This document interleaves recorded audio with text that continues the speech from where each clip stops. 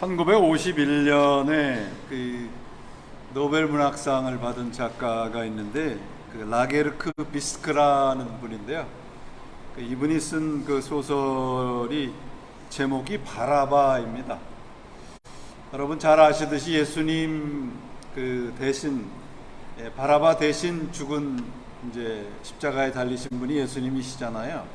그 강도 바라바에 대한 그 이야기를 소설로 쓴 것이 이제 바라바라는 책인데, 예수님 덕분에 이제 이 바라바가 살았기 때문에 바라바는 늘 죄책감에 사로잡혀 있었던 겁니다. 저분 때문에 내가 생명을 건졌구나. 그렇게 해서 문득문득 예수님에 대한 생각이 날 때마다 마치 그 빚을 진 것 같은 그런 느낌을 갖고 살아갑니다. 그 세월이 이제 흐른 후에 바라바도 이제 로마로 가게 되는데, 로마에 가니까 그동안 잊고 살았던 예수님에 대한 소문이 이제 로마 전체에 퍼져 있는 겁니다. 그래서 예수님에 대한 생각이 로마에 가면 이제 없어질 것이다 생각을 했는데, 예수님에 대한 소문을 들으면서 또 마음속에 있었던 그 죄책감과 빚진 마음이 다시 되살아나게 됐어요. 그러던 어느 날 이제 로마에 큰 불이 일어납니다. 큰 불이 일어나서 그 불을 피하려고 바라바가 도망을 가려고 하는데 사람들의 외침이 들리는 거예요. 이 예수 믿는 사람들이 이 불을 질렀다. 그런 외침을 들은 바라바가 속으로 이제 쾌재를 부릅니다. 이제야 내가 그 예수라는 사람에 대한 빚을 갚을 때가 됐다. 그렇게 하면서 열심히 로마 전역을 돌아다니면서 불을 지르는 겁니다. 그것이 이제 예수님에 대한 빚을 갚는 것으로 여기게 됩니다. 예수님의 그 사도들이 그 이야기를 듣고 이제 바라바를 불러요. 그래서 그것은 예수님이 원하는 것이 아니다.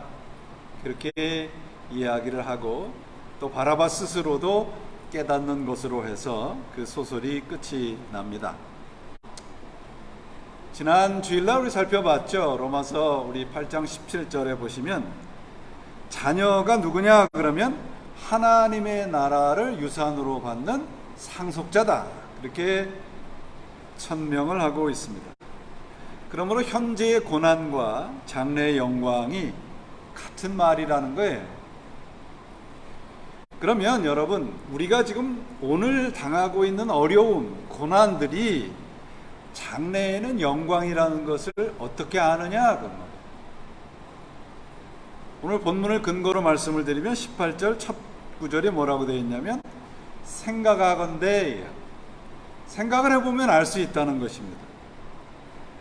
조금 전에 말씀드린 그 소설의 주인공인 바라바가 우리의 모습일 수도 있어요. 우리는 하나님이 뭘 원하시고 뭘 좋아하시는 것에 대한 것은 관심이 그렇게 많지 않습니다. 내가 무엇을 원하고 있고 내가 무엇을 소원하고 있는 것을 하나님이 어떻게 하면 잘 들어주실까에 더 관심이 있죠. 그 나의 원함과 나의 소원이 곧 하나님께서 원하시는 것이라고 착각을 하면서도 삽니다.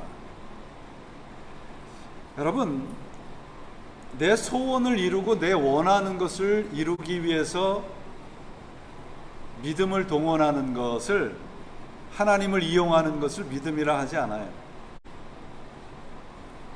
믿음은 한마디로 하나님과 생각과 태도가 같아지는 겁니다.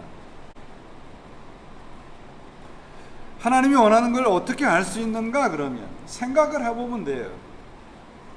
근데 이 생각은 단순한 사고, thinking이 아니고요, 고난을 통해서 알게 되는 진리에 대한 생각입니다.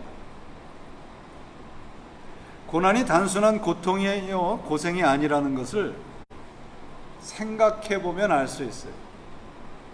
오늘 본문 18절에 생각한다, 생각하건대 라고 하는 단어의 그 원문의 단어가 뭐냐 그러면 로기조마이입니다. 로기조마이의 그 원래 어근은 뭐냐 그러면 우리 잘 아는 로고스입니다. 하나님의 말씀.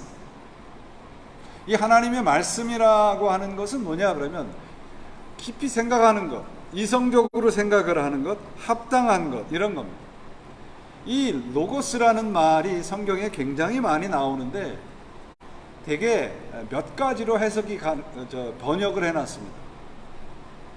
하나님의 말씀이다, 합리적인 것이다, 영적인 것이다, 이렇게 번역을 합니다.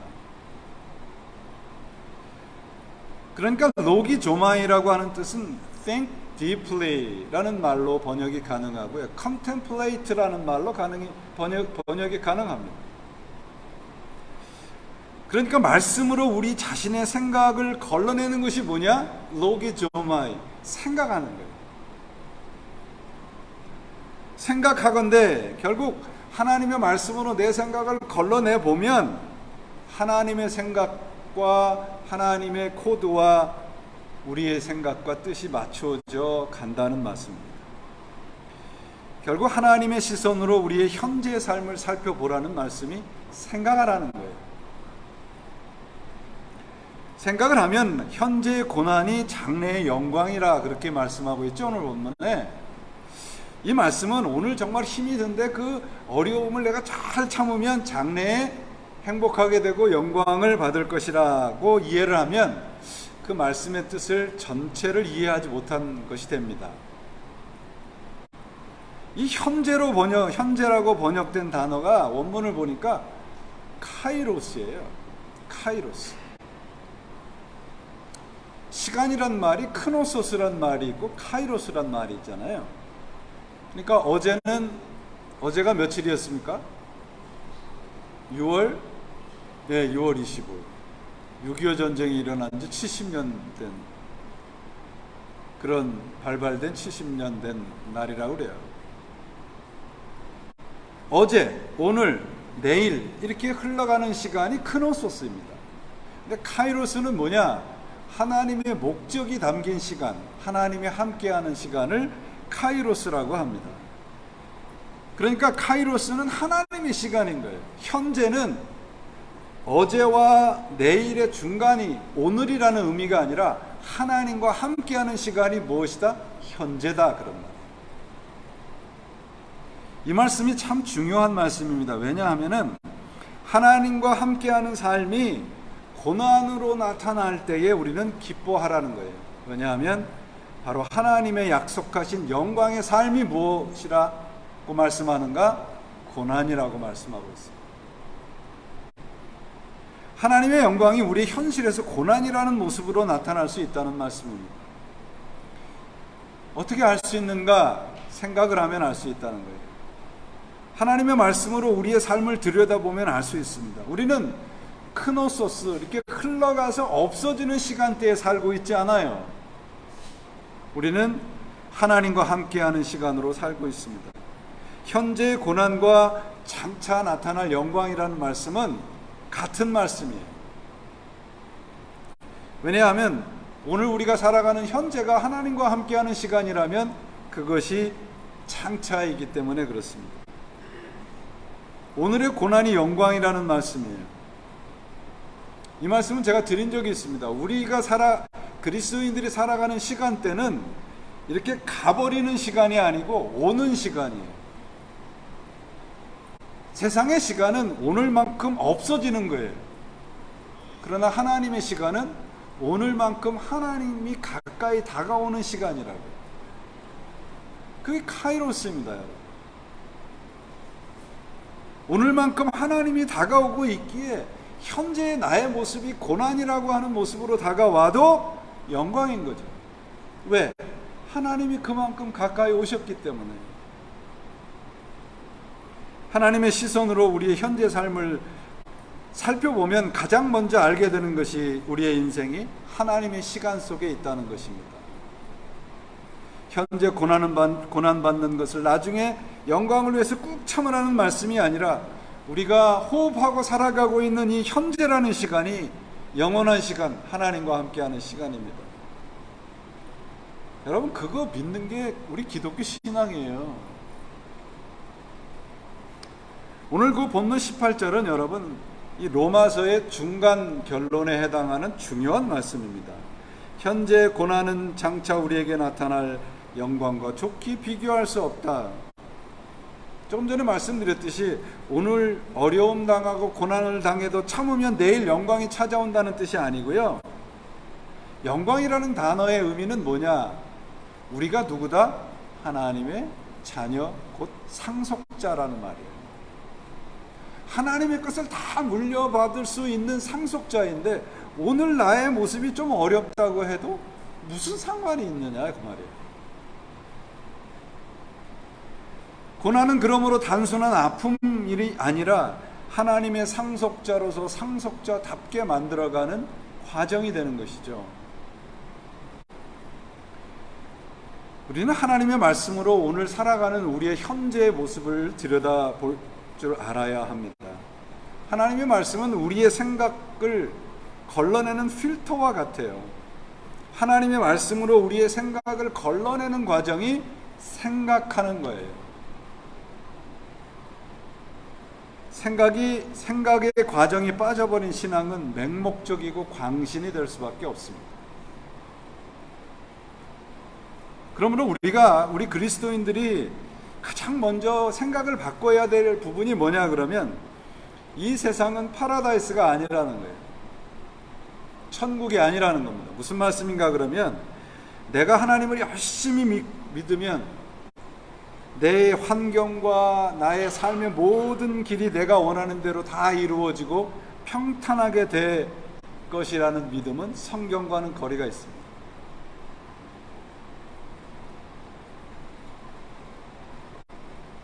고대로부터 중세까지의 사람들은 이런 생각을 가지고 있었다 그래요.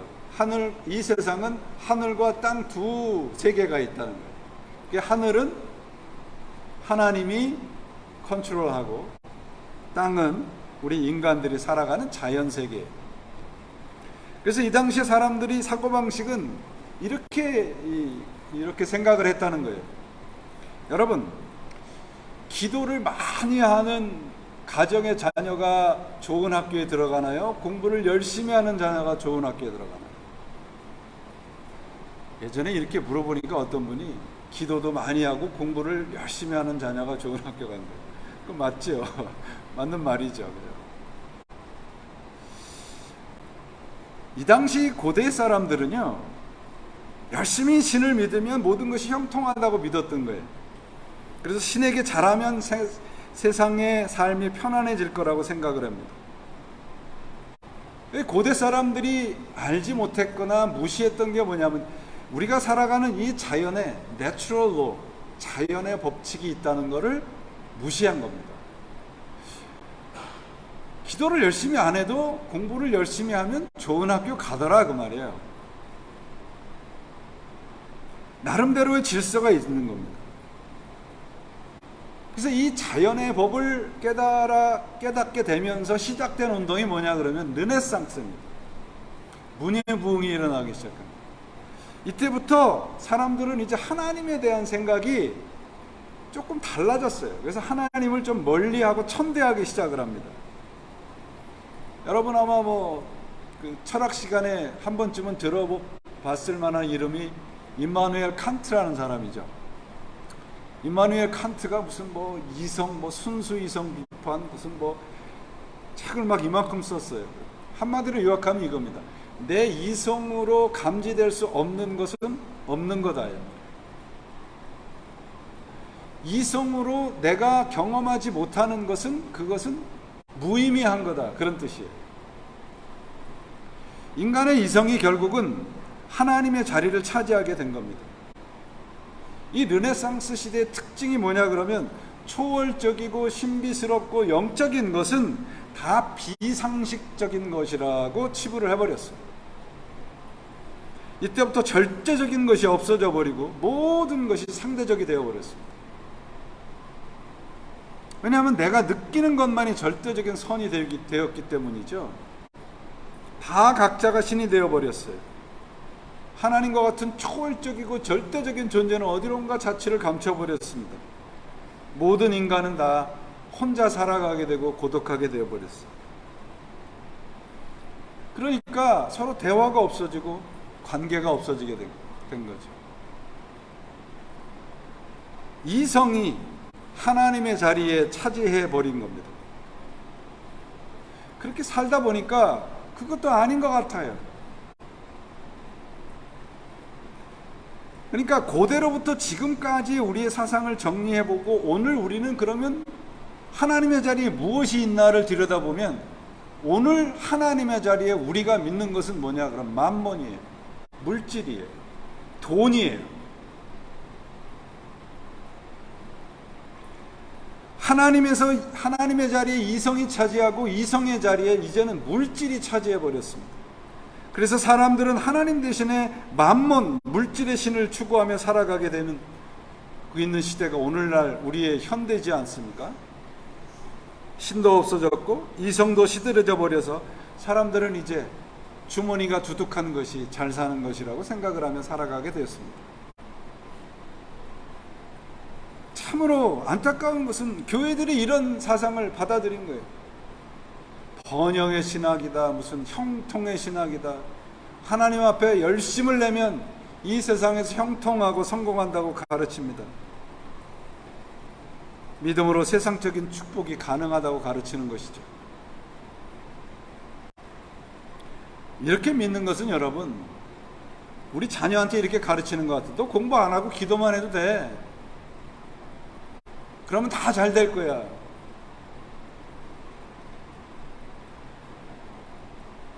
우리 팬데믹이 이렇게 막 처음에 이제 그 확산이 되면서 한국에서 있었던 일이잖아요. 무슨 선교사가 만든 그런 그 사립학교가 학부모들한테 인기가 있어서 사람들이 엄청 몰려갔다고 그래요. 그 학교가 주장하는 게 뭔지 아세요? 공부 열심히 안 해도 돼. 선교 열심히 하고 기도 열심히 해도 돼. 여러분, 성경이 어디 그렇게 얘기한 것이 있습니까? 생각을 해보면 그게 잘못됐다는 걸 알 수 있는 거예요. 하박국서를 읽어보신 분들은 다 아시죠? 하박국 선지자가 가지고 있었던 그 불만이 뭐냐 그러면, 아니 하나님을 저렇게 믿지도 않고 하나님을 거역하는 사람들이 어떻게 저렇게 떵떵거리고 잘 삽니까? 이거예요. 하박국서 읽어보세요. 다 거기에 대한 말씀이에요. 그러니까 하나님이 하박국에다가 뭐라고 얘기를 하냐면, 하박국서 2장에 종말이 속히 이르겠고 결코 거짓되지 아니하리라. 비록 더딜지라도 기다리라. 지체되지 않고 반드시 응하리라. 그들의 마음은 교만하여 그의 속에는 정직하지 못한다. 그러나 의인은 믿음으로 살리라 함과 같다. 의인은 곧 하나님을 믿는 사람들은 내 손에 있는 것으로 갖고 살아가지 않는다는 거예요. 믿음으로 산다는 거예요. 왜냐하면 하나님의 날은 더디 올지라도 반드시 온다는 걸 믿기 때문이죠. 이런 말씀입니다, 여러분. 우리가 하나님 앞에 반드시 한 번은 쓸 거 아닙니까? 그러면 하나님이 우리들에게 무엇을 요구하시겠는가 생각을 해보라는 거예요. 하나님이 우리들에게 명함을 요구하시겠어요? 아니면 예금 통장 얼마 있느냐고 물어보시겠어요? 하나님이 물어보시는 건 단 한 가지입니다. 믿음이 있었느냐, 믿음으로 살았느냐, 아니냐죠. 그래서 성경이 뭐라고 얘기하는 거예요? 의인은 믿음으로 산다는 거예요. 왜? 그 믿음이 우리가 살아가는 이 힘들고 어려운 현실을 견디는 능력이 되기 때문에 그렇습니다. 하나님을 믿고 살아가는 사람들의 복과 보상이 그러면 무엇입니까? 하나님을 믿는 거예요. 믿음이에요. 이 세상이 두 쪽이 나도 나를 책임지시는 분이 우리 하나님이라고 하는 것을 알고 믿게 되는 것이 복이에요. 그게 축복이에요. 그게 우리가 살아가는 삶 속에서 예수를 믿는 가장 중요한 유일한 목적이 되어야 됩니다. 이게 생각하는 믿음을 가진 사람들에게 주시는 하나님의 축복입니다. 여러분, 믿지 않는 사람들은 자기 뜻대로 살다가 어느 날 아침 이슬처럼 밤의 안개처럼 흔적 없이 사라질 것입니다. 하나님께서는 우리들에게 네가 나를 잘 믿으면 네가 원하는 모든 좋은 환경을 줄게, 그렇게 약속하지 않으셨어요. 성경을 우리가 읽어봐서 알잖아요. 하나님의 약속은 무엇입니까?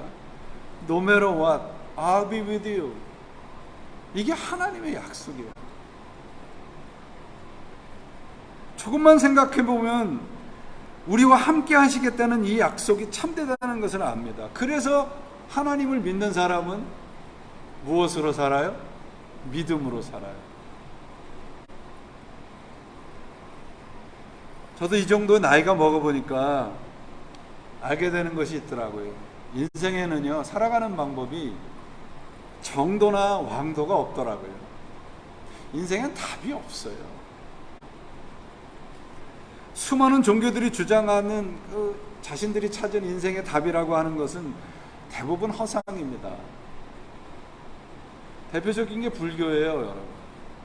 불교가 주장하는 게 두 가지입니다. 모든 것이 무다, 없는 거다. 또 하나는 모든 것이 다 돌고 돈다, 윤회설이에요. 생각을 해보세요. 아무것도 없는데 뭐가 돌고 돌아요? 아무것도 없다고 그랬는데 왜 돌아요? 뭐가 돌아요? 조금만 생각해보면 아는 거예요. 성경은 그러면 여러분 어떻게 살라고 가르치는가? 성경은 우리들에게 견디라고 말씀하세요. 인내하라고. 이 세상 모든 인생은 그저 견디는 겁니다. 여러분, 우리 모두가 이 세상 살아가면서 무슨 특별한 일을 하면서 사는 것 같지만 그렇지 않잖아요. 어제 했던 일 오늘도 해야 되고, 오늘 했던 일 내일도 해야 되고, 똑같은 일이 반복이 되는 거예요. 지루하리 많지 똑같은 일들의 반복입니다. 신앙생활도 무슨 극적인 체험이나 무슨 극적인 감동이 있는 게 아니에요. 그냥 인내하고 견디는 겁니다. 근데 성경이 인내하고 견디라는 말은 그냥 참으라는 말이 아니라 이제부터는 올라갈 일만 남았다는 걸 알라는 거예요. 이렇게 반복된 일상을 견디며 사는 것이 우리 모두의 일상입니다. 인생입니다. 그런데 우리가 예수를 믿는 사람이라면 세상 사람들과 다른 것이 있습니다. 우리는 그냥 견디지 않습니다. 우리는 우리 인생의 길을 믿음으로 견딥니다. 이게 다른 거예요. 이게 거룩한 겁니다. 믿음으로 이 세상 살아가는 것이 이 예수를 믿지 않는 사람들과 다른 점이에요. 이 믿음은 바로 예수 그리스도입니다. 그분의 십자가와 부활을 믿는 거예요. 우리 전도지에 예전에 많이 썼던 구절이 뭐냐면 Jesus is the answer라는 거예요. 그죠? 예수님이 우리의 인생의 답입니다. 그래요. 근데 생각을 좀 해보세요. 예수님이 우리 인생의 answer예요. 그러면 what is your question? 우리 모두의 퀘스천은 뭔가요? 우리의 어떤 퀘스천에 예수님이 인생의 답인가요? 예수님의 정답인 것은 맞습니다. 그러면 우리는 어떤 질문을 하고 있고 어떤 질문에 예수님이 답이냐 말이에요. Is he here problem solver? Is he here like ATM? 당신을 편하게 해주시는 분이 예수님이십니까? 이 세상 마음대로 살게 해주시는 분이십니까? 당신의 욕망의 소원을 다 이루어주신 분이십니까? 이런 질문에 예수님이 Jesus is the answer가 되나요? 아니잖아요. 그죠?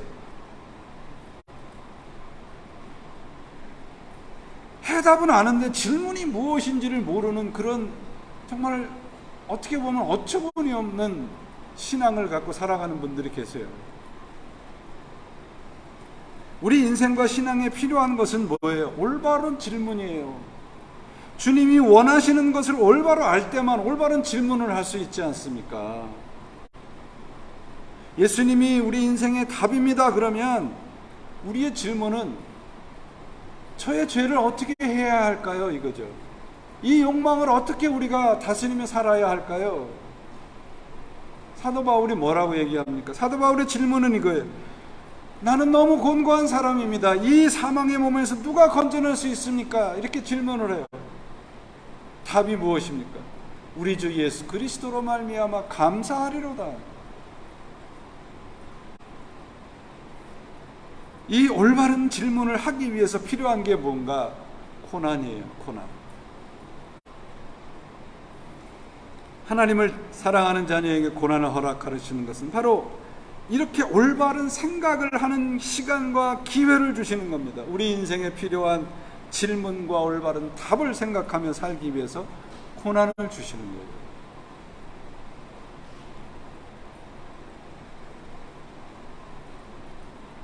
저기 뉴욕의 플러싱에 가면 큰 테니스 코트가 2개가 있습니다. 그중에서 제일 크고 제일 최근에 지어진 테니스 코트의 이름이 아서 애쉬 스타디움입니다. 그죠? 여러분 잘 아시는 분입니다. 아서 애쉬는 잘 아시듯이 흑인이에요. 참 우리가 지금은 그런 것들을 조금 못 느끼지만 이 아서 애쉬가 테니스를 태어나서 테니스를 하려고 할 때는 법적으로 흑인은 테니스를 못 치게 돼 있었어요. 근데 이제 워낙 뛰어난 재능을 가지고 있었던 이 흑인 애쉬는 1968년과 75년에 전 세계 1위를 하는 그런 테니스 플레이어가 되죠. 윈블던에서도 우승을 하고요. 그런데 갑작스러운 심장병에 걸려서 은퇴를 젊은 나이에 하죠. 그래서 아주 자선 흑인들 빈곤층을 위해서 인권운동을 하고 자선사업가로 하는데요. 살게 되는데 1990년에 심장병에 걸려서 몇 번의 수술을 하는 과정에서 그 중에 한 번에 수혈을 했는데 그 피에 에이즈 병균이 있었던 겁니다. 그래서 에이즈에 걸려요.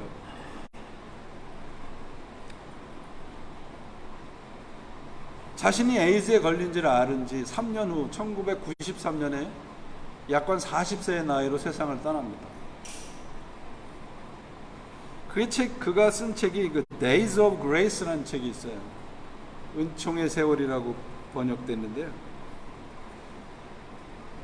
그 책에서 그가 40세에 세상을 떠나기 전에 남긴 말들이 이런 말들이 있어요. 사람들은 내게 왜 이런 재수없는 일들이 하필 내게 닥쳤는가 하고 묻지 않는가 하고 질문을 한다. 나는 그들에게 그런 질문을 하지 않는다고 대답한다. 왜냐하면 내가 윈블던 대회에서 우승하던 날 나는 내 자신에게 왜 이런 좋은 일이 하필 내게 일어났는가 하고 묻지 않았기 때문이다.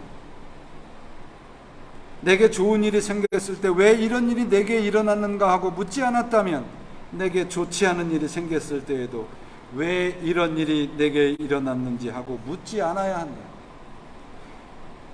그리고 사람들은 내가 하나님께 내 병을 고쳐주십시오 하고 기도하느냐고 물어올 때가 있다. 나는 그런 기도는 드리지 않는다고 대답을 한다. 나는 어렸을 적부터 교회에서 진정한 기도란 내 개인의 소원을 성취하고자 하는 것이 아니라 하나님의 뜻이 이루어지기를 구하는 것이라고 배웠기 때문이다. Days of Grace의 책에 거의 말미에 이렇게 얘기를 해요. God's will alone matters, not my personal wants or need. When I played tennis, I never played for the victory in a match. I will not pray now to be cured.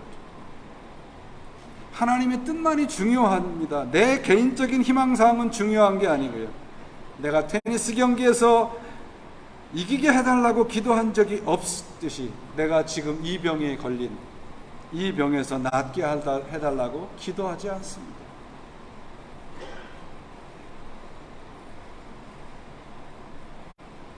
이 아서 애쉬의 스토리를 읽으면서 로마서 5장이 생각이 났습니다. 바울이 이렇게 얘기하잖아요.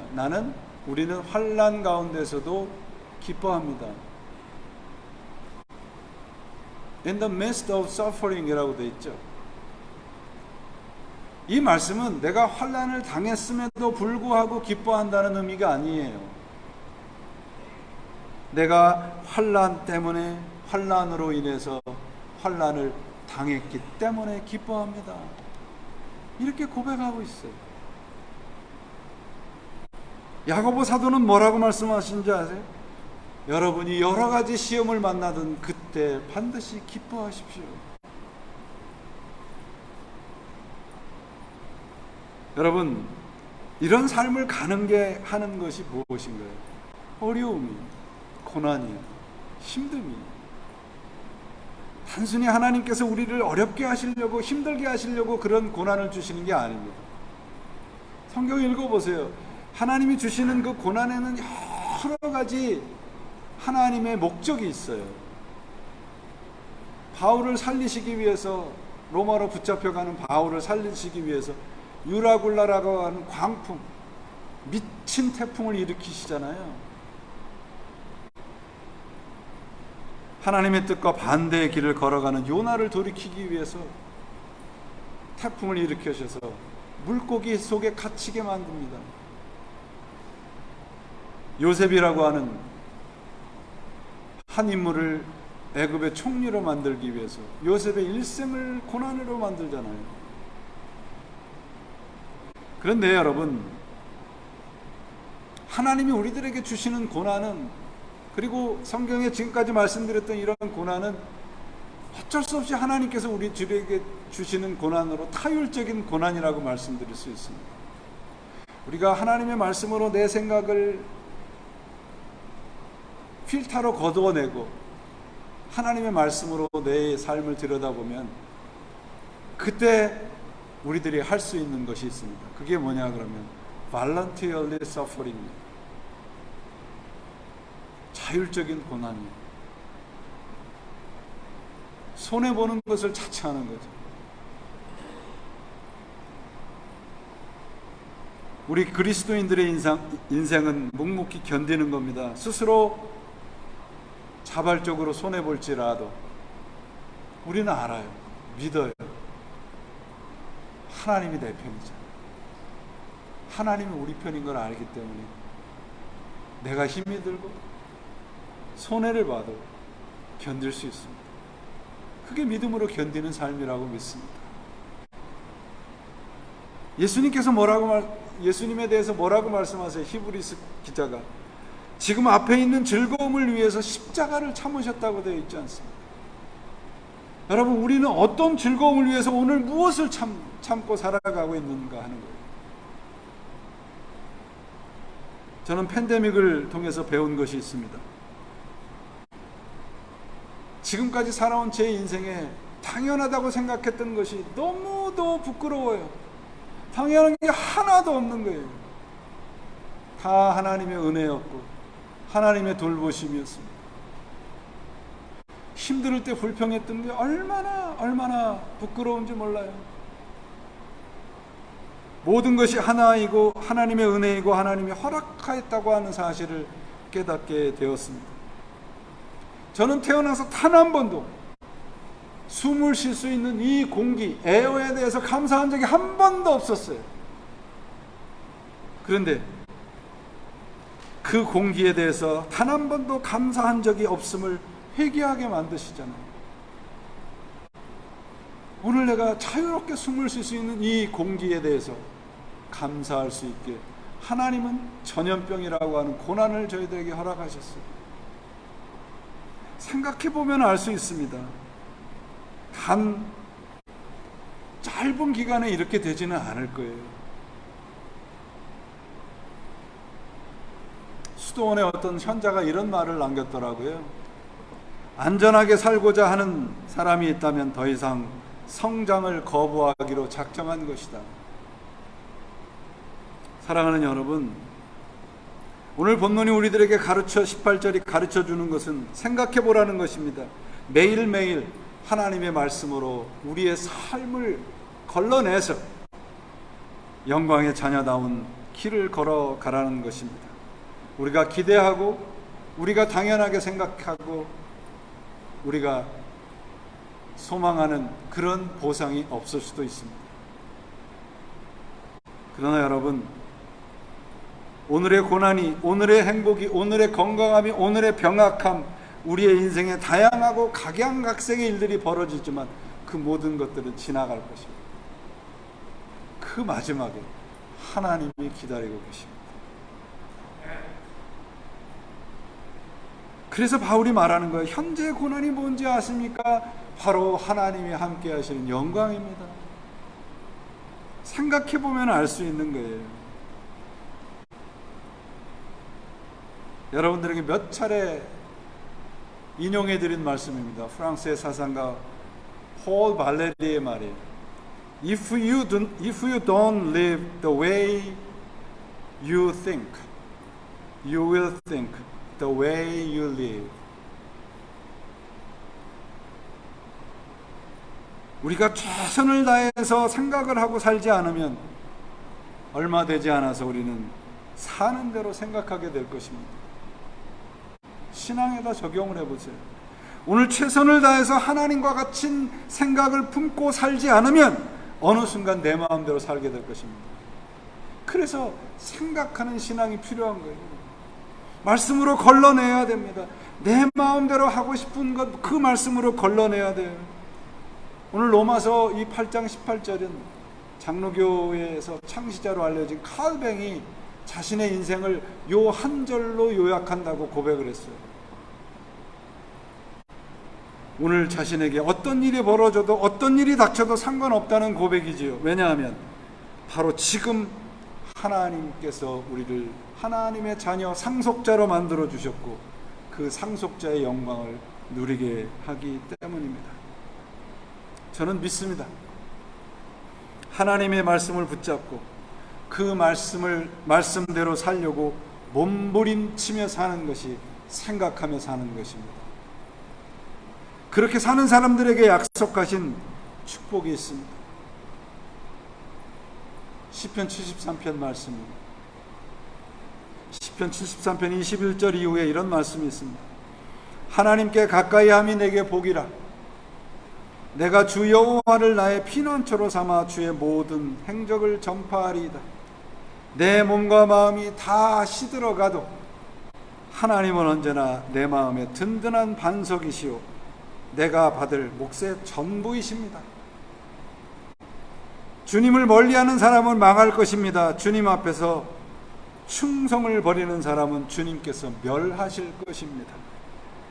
하나님께 가까이 있는 것이 나에게 복이니 내가 주 하나님을 나의 피난처로 삼고 주님께서 이루신 모든 것을 전파하며 살겠습니다.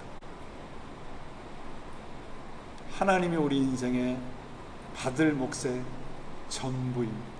그것이 진정 예수를 믿는 사람들에게 주시는 하나님의 복인 줄 믿습니다. 오늘 이런 하나님과 함께 살아가시는 복을 오늘 이곳에서부터 누리시고 여러분의 일상에서 주의 말씀으로 견디시고 인내하셔서 주님이 주시는 영광의 축복을 누리시는 여러분들이 되시기를 예수님의 이름으로 축원을 드립니다. 기도하시겠습니다. 하나님 감사합니다. 오늘도 저희들에게 주신 말씀 품고 살아가려합니다. 하나님이 우리 인생에 받을 몫의 전부이십니다. 주님께 가까이 하는 것이 복입니다. 이런 신앙의 고백과 삶이 저희들의 인생이 되기를 간절히 소원합니다. 말씀으로 우리의 거칠어진 생각들을 다 걸러내서 하나님과 생각이 같아지고 하나님과 삶의 태도가 같아지는 우리의 인생이 되게 역사해 주옵소서. 예수 그리스도의 이름으로 간절히 기도합니다. 아멘.